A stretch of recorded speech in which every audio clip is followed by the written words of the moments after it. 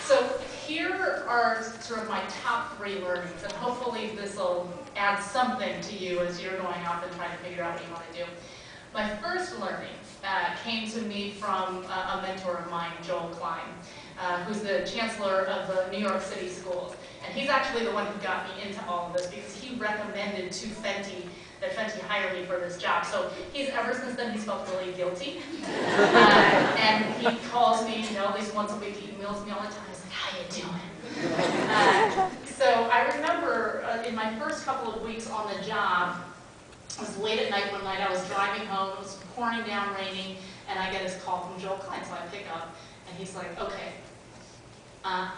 this is an incredibly hard job. I'm going to give you 2 pieces of really good advice.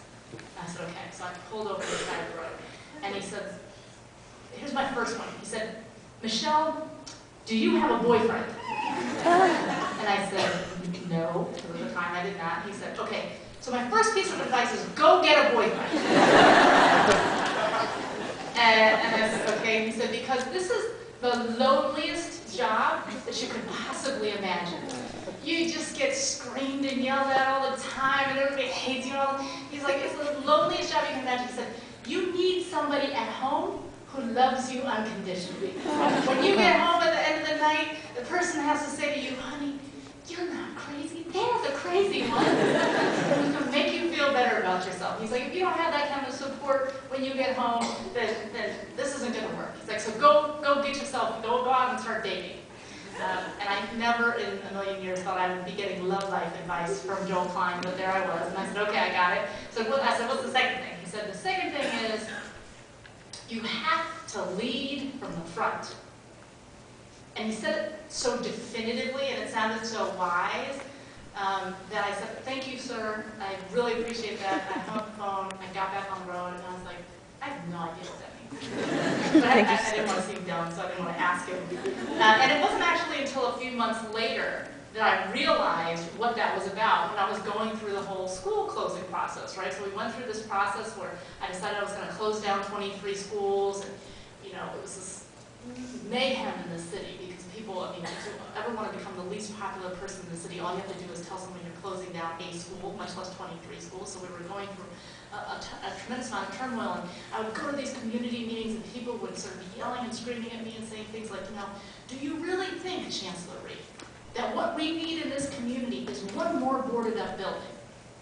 Right? I mean, incredibly passionate and lots of really compelling arguments for why I shouldn't close down these schools. But at the end of the day, I knew that we could not continue to operate in this manner where we had these half-filled school buildings, because we spent almost more money per child than any other urban jurisdiction in this country, but we didn't feel rich at the school level because we were spending so much money on lighting, heating, air conditioning, and staffing buildings that only had a few hundred kids in them, that we couldn't operate efficiently.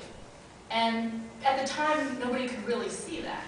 So we forged ahead, we closed the 23 schools, and based on that, we were able to ensure that every single school in the district, for the first time in the history of DC, had an art teacher, a music teacher, a PE teacher, a librarian, and a nurse.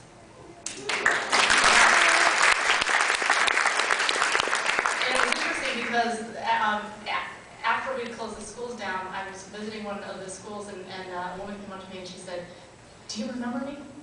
And I looked at her and she said, I used to scream at you all the time about closing the schools. And I said, oh yeah, how are you? She said, I just wanted to let you know that you were right.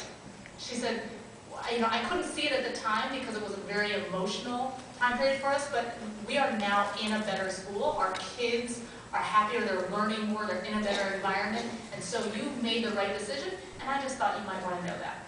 So, again, the point of this is that sometimes as a leader, you have to be able to see things that other people might not see at that moment, but know that eventually people are going to see it if you're doing the right things. And so sometimes you can't be afraid to be out in front.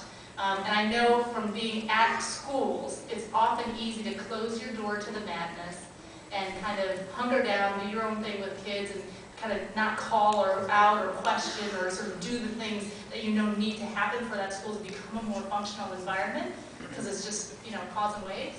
But at some point, we as adults have to stand up and be willing to be out in front of some of these controversial issues. So that's my first piece. My second piece of advice is it is not to be liked. So I'm really good at this right now. Really good. And the reason I say this is because, I'm going to show you a couple stories. One, I was at a conference about a year and a half ago, and I ran into this guy who's in the Democratic Party. He's a very, very well-known man, and he lives in D.C., and he came up to me, and he said, you know, Michelle, I have a little bit of unsolicited advice for you. And I said, okay, what is it? And he's like, you just need to soften up. Soften, soften, soften. It's like you're so hardcore all the time, and you're so angry, and you talk about the bad things that are happening in the school. And when you do that, you make people feel bad. It's like, so people don't want to feel bad, people want to feel good. So if you would just soften up a little bit, then you could get so many more people behind what you're doing. And I looked at him and I said, I completely disagree with what you just said. I said, for far too long in this city and in this country, we have tried to make people feel good about what was going on and about themselves and the jobs that we were doing, and we weren't willing to talk about the hard stuff. And look at what that's produced in the Washington, D.C. public schools. I said, so I'm going to talk about the bad stuff. I'm going to talk about the hard stuff. And if what that does is make people feel a little uncomfortable, but also gives them a sense of urgency about the changes that need to happen, then I'm okay with that. Not too long ago, a columnist in the Washington Post wrote an article, or wrote a piece on me, and he said, I like Michelle Rhee, she's doing the right things for kids, she's seeing success, etc., etc. I just wish that she would be nicer. Because, and then the reason why I said this was because I said I want her to stay around longer, and I think that the likelihood that she'd stay around longer would be, you know, better if she was nicer to people. So I told them and I said, look, you need to figure out what you think the most important characteristics of a good chancellor are. And if being nice is one of those things, then you should be advocating strongly for my ouster. Right? I mean, that is, I said, but if you like what's going on, and you think we're heading in the right direction, and you think that what we're doing has promise, then you need to be advocating that we put sort of the adult egos aside and get to the business of the work. I said, because if you want warm and fuzzy, I am not your girl. But if you want results and rapid change and transformation, though it may be some people uncomfortable, then you should be building fertile ground within the media, because you have a soapbox, for making sure that people understand that change does not come easy. There is no way to do this and keep everybody happy. So, remember, not being liked is okay. And then is that at the end of the day, this all comes down to courage. And for me, it's easy. I don't need a whole lot of courage. I'm just doing what I feel incredibly passionate about. The courage that I'm talking about is on the part of our mayor, Adrian Fenty. This is a man who, when he came into office, said, I'm going to make schools my #1 priority. And he has supported me and everything that I have done 100%. The man has not blinked or flinched once. In every single one of the controversial moves we've made, these are the kinds of things that would make most politicians run for the hills, right?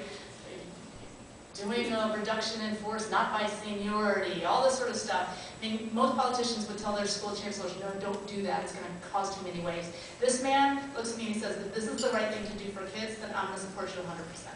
And that's the only conversation that we have when it comes to tough decisions.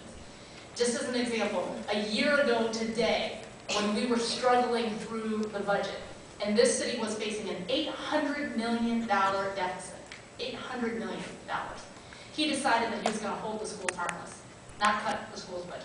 And people went nuts, right? Other agency heads, other politicians are like, wait a second, the schools make up a huge part of the budget in this city. They are going to have to shoulder their fair share of the burden. And the mayor said, no, they don't. He said, we are in the economic crisis in this city and in this country that we are because of the irresponsibility of adults. We are not going to make up for that on the backs of children. He said, when I say that schools are our #1 priority, I don't just say that because it's a sort of nice stump speech thing to say. He said, I say that because I believe it.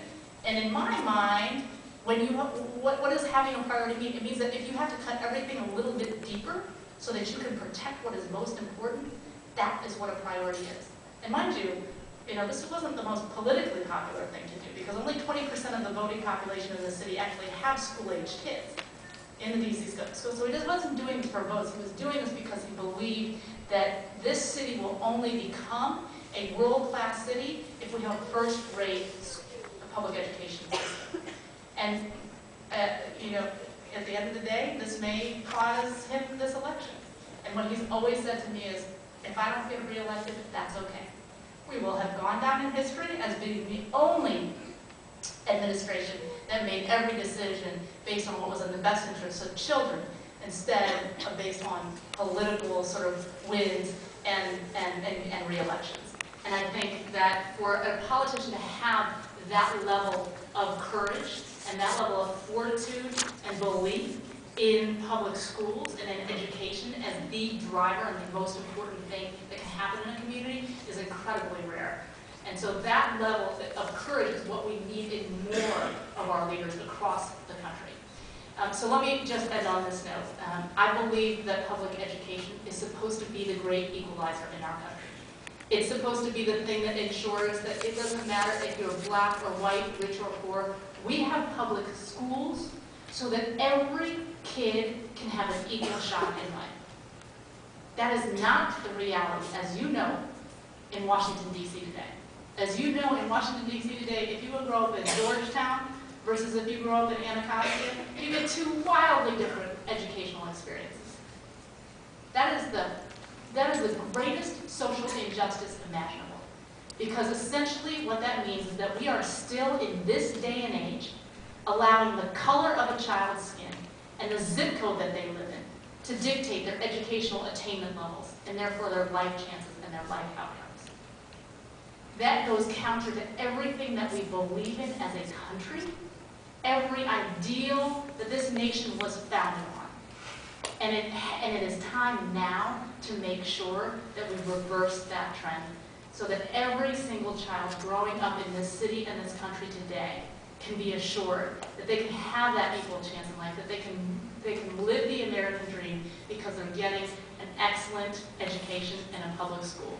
So whether you are staying in the classroom, whether you're coming to work for me at the central office, you're going up to the Hill to become a politician, you're going to go work for a foundation, become a lawyer, a doctor, an investment banker, every single person in this room will continue to play a significant role in this society in terms of whether or not we can deliver on that promise for kids or not. But you cannot forget the last 2 years of experience that you've had with these kids, because I know that you have met countless numbers of children who, through no fault of their own, are being robbed every single day of a decent education. And it is our obligation to make sure that that does not continue. Thank you.